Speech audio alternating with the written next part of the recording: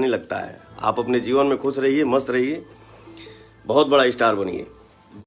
हाँ दोस्तों, आज हम बात करेंगे खेसारी लाल की कि खेसारी लाल पवन सिंह को ही क्यों लाइव आकर पवन सिंह के ही बारे में क्यों बोलते हैं, हमेशा पवन सिंह पर ही क्यों टारगेट करते हैं।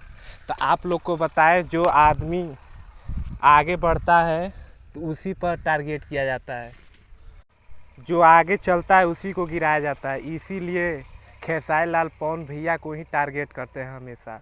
और आप लोग को बता दें, पवन भैया ऐसे कुल पर ध्यान नहीं देते हैं। वो अपना हमेशा काम से ही सबको जवाब देते हैं। वो बोल के नहीं कहते कि हम ये कर देंगे, वो कर देंगे।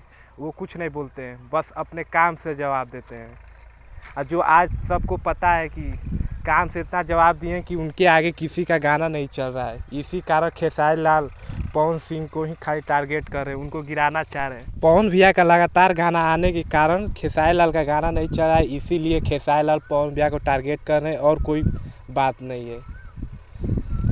बस यही कारण है कि खेसारी लाल पवन भैया को टारगेट करते हैं। कुछ भी लाइव आकर पवन भैया को ही बोलते हैं कि उनको गिराना चाहते हैं। फिर भी पवन भैया गिरेंगे नहीं, वो आगे हमेशा बढ़ते जाएंगे और बढ़ेंगे।